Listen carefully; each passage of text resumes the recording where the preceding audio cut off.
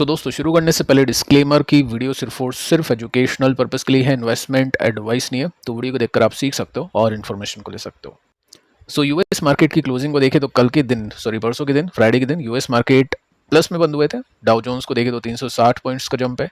Nasdaq की बात करें तो न्यूट्रल है और फैंग की बात करें तो फैंग में बड़ी तेजी 2% का जंप आप इसमें देख सकते हैं। सो कल तक दोस्तों मार्केट को ऐसा लग रहा था कि वॉर एंड हो जाएगी, कुछ अग्रीमेंट साइन होने वाले हैं, क्योंकि ट्रंप ने साफ साफ कहा था कि डील होने वाली है, बहुत ही जल्दी सब कुछ चीज़ें साइन होगी। जो ड्राफ्ट ट्रंप के पास में पहुंचा था वो रिव्यू कर लिया था और बहुत ही जल्दी डील होने वाली थी, ऐसी बात हमने सुनी थी।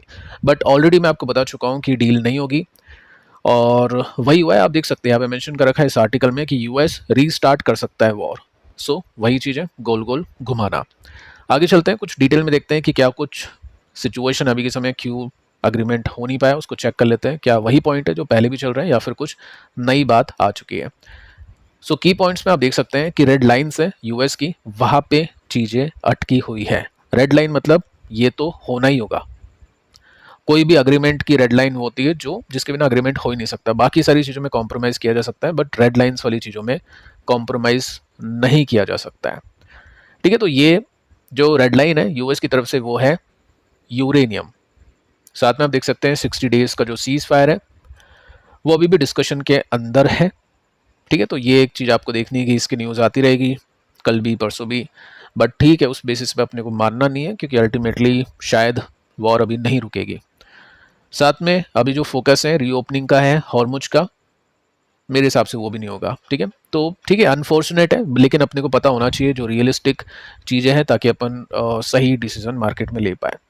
सो यहाँ पे आप देख सकते हैं कि यूएस चाहता है ईरान से कि सेफ शिपिंग हो, हॉर्मुज ओपन हो जाए विदाउट टोल, न्यूक्लियर एक्टिविटीज़ को रिड्यूस कर ले, यूरेनियम को त्याग दे। ठीक है, तो ये यूएस चाहता है। ईरान क्या चाहता है उसको भी चेक कर लेते हैं कि ब्लॉकेड हट जाए, सैंक्शन हट जाए, जो भी फ्रोजन एसेट्स हैं वो सब इनको मिल जाए। कुछ 24 बिलियन डॉलर्स की यहाँ पे बातचीत की थी। सो ये सब चीज़ें ईरान चाहता है। सो दोनों की बातें नहीं मानी जाएगी फिलहाल। और देखो, अगर वॉर एंड करनी हो ना यूएस को तो इतनी सब चीज़ें हो ही ना, ये आप और मैं सभी समझते हैं। यूएस को दोबारा अटैक करना चाहिए क्योंकि दुनिया को पता चल चुका है कि ईरान ऐसे नहीं समझेगा, ऐसे नहीं मानेगा और ऐसे मान भी नहीं रहा है। इजराइल तक को पता है, इजराइल खुद फोकस कर रहा है कि अटैक करने के लिए। सो देखते हैं यूएस कब चीज़ों को एंड करता है। बाकी अभी है नहीं यूएस की इच्छा यानी ट्रम्प की इच्छा, तो ये चीज़ें ऐसे ही चलेगी। सो यहाँ पे देखिए दोस्तों, सीज फायर फ्रेजाइल हो चुका है। यूएस के अभी मिलिट्री फोर्सेज वहाँ पे हैं। Israel is also preparing possible जो भी फाइट हो सकती है उसको रिज्यूम करने की। देखो, इजराइल ही इसको पहल करेगा, मुझे ऐसा लग रहा है इजराइल ही पहला अटैक करेगा ईरान के ऊपर और उसके बाद में चीज़ें और डर्टी हो जाएगी। सो ये कब होगा वो समय की बात है, देखना पड़ेगा। और अभी के समय आप देख सकते हैं काफ़ी सारे डिसअग्रीमेंट्स हैं, तो चीज़ें खराब ही है। क्रूड का मैं आपको बता चुका हूँ कि जब भी ऐसे न्यूज़ आएगी ना कि वॉर ख़त्म होने वाली है, क्रूड आपको नीचे मिलेगा, लेकिन वो एक बाइंग अपॉर्चुनिटी बन जाती है ट्रेडर्स के लिए, उसके बाद में क्रूड जाता है ऊपर। सो वही सिचुएशन अभी आप देख पा रहे हैं। अब तो ऐसा भी नहीं है कि कुछ 10-12% का गैप हो, अब तो ऐसा लगता है इंट्राडे गेम चल रहा है कि अभी कुछ कहा शाम को कुछ और कहा। सो ये सब चीज़ें आप देख सकते हैं अभी के समय ये सिचुएशन में चीज़ें हैं। सेकंड दोस्तों पॉइंट आता है एलटीसीजी, अभी बहुत चर्चा में है क्योंकि एफएम ने बोल दिया, फाइनेंस मिनिस्टर ने, कि हम आपकी बात सुनेंगे, आपको क्या चाहिए आप बताओ, हम वो आपके लिए कर देंगे। ठीक है, बात यह है कि जो मासूम जनता है वो इस सब चीज़ों को काफ़ी सीरियस ले रही है, काफ़ी हम बोल सकते हैं ऐसा मान रही है कि ऐसा पॉसिबल हो जाएगा। बाकी पिछले आर्टिकल में मैंने आपको बताया था जो एक रियलिस्टिक था, सरकारी ऑफिसर्स ने कहा था कि हम एलटीसीजी एसटीसीजी को कम नहीं करेंगे क्योंकि हमें लगता है कि एफआईज कम करने के बाद भी पैसे निकालेगी। सो एफआईज का इन्वेस्टमेंट हम चाहते हैं बॉन्ड्स में आए। सो वो चीज़ मैंने आपके साथ में डिस्कस की थी। अब देखिए दोस्तों, यहाँ पे सीरियस क्यों हो चुके हैं लोग, क्योंकि एफएम ने कहा कि हम सुनेंगे आपकी बात, क्या चाहते हो बताइए। सो विजय केडिया ने सोशल मीडिया पे काफ़ी अर्ज किए, काफ़ी रिक्वेस्ट किए कि एलटीसीजी रोल बैक करे, यानी हटा दे उसको। ठीक है, आप देख सकते हैं एलटीसीजी पूरी तरह से हटा दे, ज़ीरो हो जाए। ठीक है, अब देखो इच्छा तो काफ़ी बढ़ गई इनकी, फिर इन्होंने ये भी बोला एलटीसीजी हटाने के बाद आप क्या करो, एसटीटी भी हटा दो। ठीक है, सो ये सब चीज़ें अभी चल रही है। लेकिन दोस्तों एक चीज़ आपको बताना चाहूँगा कि विजय केडिया जी ने फ्लिप मारा है। ठीक है, फ्लिप मारा है मतलब पहले कुछ था, आज कुछ और है। अगर मैं आपको एक और आर्टिकल दिखाऊं जिसके अंदर आप सिंपली नोट कर सकते हैं कि जब 2024 में LTCG STCG बड़ा था, जो 10% का 12.5% हुआ था, आप देख सकते हैं आर्टिकल 23 जुलाई 2024 का है। उसके अंदर इन्होंने कहा था कि ये जो STT बढ़ाया है आपने और साथ में जो LTCG बढ़ाया है आपने, ठीक, ये सब चेंजेस रीजनेबल है, यानी ये सब होना चाहिए, आपको बढ़ाना चाहिए। ठीक है, आप देख सकते हैं इसकी हेडलाइन के अंदर भी आपको देखने को मिलेगा कि आपको और भी ऐसे स्टेप्स लेने चाहिए जिसमें स्पेकुलेशन कम हो, यानी आपको और भी बढ़ाना चाहिए। शॉर्ट टर्म के लिए तो STT और बढ़ा दो और जो STCG उसको और बढ़ा दो, 20 के भी ऊपर ले जाओ। ठीक है, तो ये विजय केडिया ने उस समय कहा था। आज की डेट में आप देख सकते हैं ये कह रहे हैं कि इनको हटा दो। उस समय ये चीज़ इनको अच्छी लग रही थी, आज ये चीज़ अच्छी नहीं लग रही है। सो कहने का मतलब ये है कि चाहे वॉर हो या फिर STCG LTCG की बात हो, ये जस्ट जनता को घुमाने की बातें चलेगी अभी मार्केट के अंदर। और मार्केट के अंदर रियलिस्टिक एक्सपेक्टेशन ये रखनी है, जब तक ये पार्टीज है मार्केट के अंदर, मतलब जब तक ट्रंप है, जब तक पैसा शायद ना बने या कम बने, ये इंसान है जब तक भी शायद कुछ ना हो, और मैम है मार्केट के अंदर, तो फिर टैक्स को लेकर तो आपको एक्सपेक्ट करना ही नहीं है कि आपको कुछ रिलीफ मिलेगी। सो अल्टीमेटली ये गेम है मार्केट का और ये सब चीज़ें चलती रहेगी। बस अपने को थोड़ा सा रियलिस्टिकली मार्केट को अप्रोच करना है ताकि अपन सही एक्सपेक्टेशन कर पाए और सही डिसीजन ले पाए। अब इसके साथ में दोस्तों एक इंटरेस्टिंग डेटा मैं आपको देता हूँ जिससे आपको बहुत हेल्प मिलेगी, काफ़ी कुछ मार्केट के बारे में आप सीखोगे समझोगे। सो यहाँ पे आप देख सकते हैं कि मार्केट आपको आपके हिसाब से रिटर्न नहीं देगा।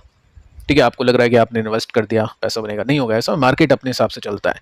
सो फर्स्ट एक चीज़ आप नोट करिए, हम S&P 500 पे आते हैं। ठीक है, नैस्डैक मैं आपको बता चुका हूँ, जापान मार्केट भी चलो यहीं पे देखते हैं कि ऐसे काफ़ी पॉइंट होते हैं जिसमें कई साल तक मार्केट बड़े ड्रॉ डाउन देता है, यानी 40-50% गिर जाता है, फिर रिकवरी लगती है, तो कई साल तक पैसा नहीं बनता है। अगर आप SIP इन्वेस्टर है ना, तो भी कुछ नहीं मिलेगा आपको। SIP देखो वही लोग करें जिनको नहीं है मार्केट की नॉलेज, जो बिल्कुल भी नहीं नॉलेज ले सकते हैं, मतलब नॉलेज नहीं हो वो तो चलो बहुत ही कॉमन चीज़ है, किसी को नहीं होती है नॉलेज, स्टार्टिंग में सब लेने की कोशिश करते हैं, बट नहीं है टाइम आपके पास में, तो SIP इज़ गुड।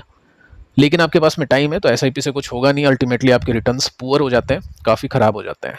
ठीक है, क्यों? क्योंकि आप ऊपर भी लेते हैं और उससे रिटर्न्स अच्छे नहीं बनते। एग्जाम्पल देता हूँ मैं आपको, 2000 से लेकर 2006 किसी ने अगर पैसे लगाए यहाँ पे, या SIP भी कर रहा था ना, वो नीचे गिरते हुए भी प्लस ऊपर जाते हुए भी, तो उसके रिटर्न्स कैसे बने? लमसम वाले के रिटर्न्स बने 0, SIP वाले के रिटर्न बने 3%, और जिसने टॉपअप की SIP उसके 3.6, यानी जिसने SIP गिरावट में बढ़ा दी, उसको भी क्या मिला? 6 साल में कुछ नहीं, 3% के CAGR मिले उसको, जो कि बहुत कम है। लेकिन किसी ने अगर देखा हो कि नहीं मार्केट की सिचुएशन यहाँ पे सही नहीं है, थोड़ा सा रुकते हैं या फिर सही स्टॉक्स में बाइंग करते हैं, अब इंडेक्स में कुछ है नहीं, तो उनके पैसे बने हैं। ठीक है, आगे चलते हैं, जापान को देख लेते हैं। यहाँ पे भी कई अर्सा लग गया ऊपर आने में, यहाँ पे तो डेकेड्स लग गए, 10-10 साल लग गए, 1990 से लेकर 2024, 10 साल नहीं है तो बहुत ही मतलब 30 साल हो गए एक तरह से। लमसम में कोई रिटर्न नहीं बना, SIP में 4% के CAGR आए, बट बेटर है अगर आपने टॉप पे लिया होगा उसके कंपैरिजन में। इसके बाद में आप देखते हैं और एग्जाम्पल देखते हैं, निफ्टी 50 आप देख सकते हैं, 0 रिटर्न्स 1992 से 2003 तक। SIP किसी ने की तो 3% के CAGR है उसके। ये समझा क्यों रहा हूँ? क्योंकि ऐसे काफ़ी सारे पॉइंट्स आएंगे, काफ़ी ऐसे मंथ या साल ऐसे आएंगे जिसमें नहीं बनेंगे पैसे, और वो अभी टाइम चल रहा है, क्योंकि कोई भी ट्रिगर नहीं है, कोई भी टेलविंड नहीं है ब्रॉडर मार्केट को ऊपर जाने में। हाँ, स्टॉक्स ऊपर जाएंगे, इस समय भी काफ़ी सारे स्टॉक्स ऊपर जा रहे थे। जापान के अंदर भी कुछ कंपनीज थी ऊपर जा रही थी, साउथ कोरिया में सैमसंग अच्छा कर रहा था। ठीक है, तो ये कुछ कंपनीज हो जाती हैं जो अच्छा करती है। इंडियन मार्केट के अंदर भी अपन कुछ कंपनीज को देख पा रहे हैं जो अच्छा कर रही है। स्मॉल कैप को देखते हैं, 2008 से लेकर 14 तक कोई रिटर्न नहीं बने, फ्लैट था, SIP 3% के CAGR। तो ये सब देखने की आदत डालो, ब्रॉडर मार्केट में इन्वेस्ट करता हूँ, म्यूचुअल फंड खरीदता हूँ, SIP लेता हूँ, लेकिन हाँ, डायरेक्ट स्टॉक्स में अगर आपको आता है कि कब स्विच करना है, कब कोई कंपनी का स्टॉक सही है तो उसको लेना है, कब बेचना है, तब जाके आप एक्सपेक्ट करो ऐसे ख़राब टाइम में रिटर्न्स निकालने की। अदरवाइज़ फिर मार्केट के अंदर एक्यूमुलेशन करना चाहिए, और वो भी स्मार्ट तरीके से। ऐसा नहीं एसआईपी, चलो एसआईपी जो बता चुका हूँ कौन कर सकता है, बाकी जिसको आता है मार्केट वो एसआईपी कर रहा है, तो मेरे हिसाब से वो बेवकूफ़ी है। आपको जब पता है कि मार्केट अभी क्राइसिस मोड में है, तो फिर आपको पता है कि मौके और मिल सकते हैं, या फिर आपको उस हिसाब से इन्वेस्टिंग करनी चाहिए। लेकिन दोस्तों अच्छी बात ये भी है, यहाँ पे ऐसा नहीं कि आपको रिटर्न से नहीं मिलेगा, हार मान लो। जो डेटा आपने देखा बहुत ही ये नेगेटिव है, पेसिमिस्टिक है। आपको पॉजिटिव भी डेटा है आपके सामने, जिसके अंदर यहाँ पे आपको देखने को मिलेगा 15 से लेकर 24 तक लमसम किसने किया 10% के CAGR, SIP किसने की 14% के, टॉपअप SIP यानी गिरावट में SIP बढ़ा दी उसके 15% के, और किसने स्मार्ट तरीके से मंथ ऑन मंथ या जब भी उसको मौका मिल रहा है इन्वेस्ट कर रहा है, तो ये रिटर्न 18% के CAGR तक भी पहुंचे हैं निफ्टी में। ये है बुल मार्केट।